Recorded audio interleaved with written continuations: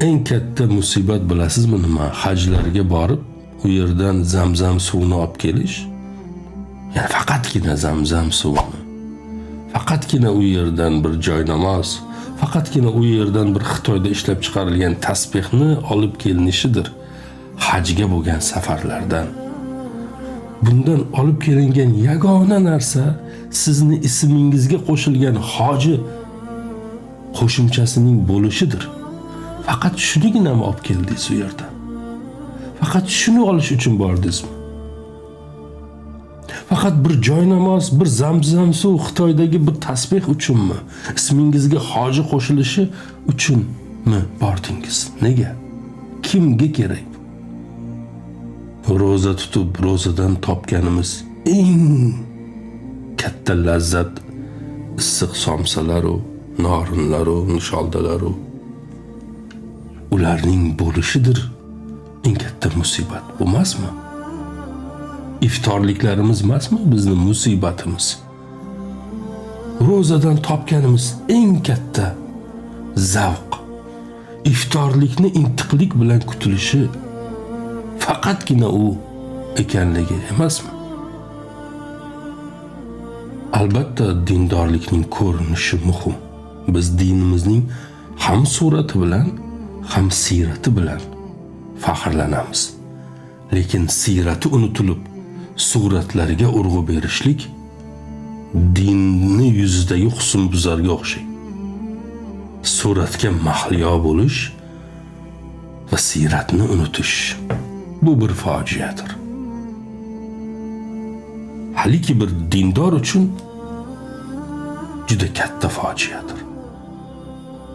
Qo'y boqib yurgan cho'ponlarni millatning, ummatning peshvosiga aylantirgan din ularni suratini o'zgartirmadi. Ularning siratini o'zgartirdi. Nega? Chunki Abu Bakr, Abu Jahl kiygan to'n va o'sha bosh kiyimlarni, sallalarni kiyardi. Bir xil edi ikkalasini kiygan narsasi. Utbaning qilichi, Xolidning qilichi bilan bir xil edi. Bir xil temirdan yasalgandi. Shakllar naqadar o'xshash, mazmunlar naqadar farqli. Biz dinimiz bizdan nima istashini idrok qilyapmizmi? Idrok qila oldikmi? Bunga urindikmi? Bunga urinish kerakligini bilamizmi? Bu men aytay sizga keng qamrovli itoatdir. Keng qamrovli itoatdir. Alloh bizni yaxshi ko'radigan va bizdan rozi bo'ladigan har qanday so'z, har qanday amal, har qanday munosabat, har narsa mana shudir haqiqiy islom. Bu ikkita narsaga tushmaydigan, Alloh bizni yaxshi ko'rmaydigan va bizdan rozi bo'lmaydigan har qanday narsa, u nima bo'lishidan qat'iy nazar bu islom emasdir.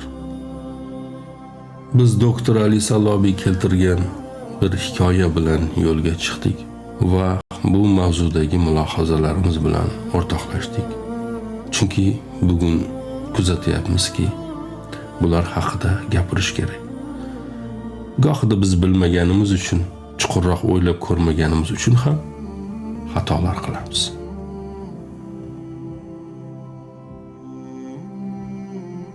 Ya'ni tamoman bilimsizlik va ma'lumot yetersizligi, bir qator johiliyat sababidan ham ko'p xatolarga yo'l qo'yamiz. Balki umid qildik bugungi suhbatdan kerakli xulosalarni chiqarishadi va bizni to'g'ri qabul qilishadi. Inshaalloh va ko'zga yoqmaydigan ayrim narsalar tuzalishni boshlaydi deb umid qilamiz. Shunaqa. Alloh barchalardan rozi bo'lsin.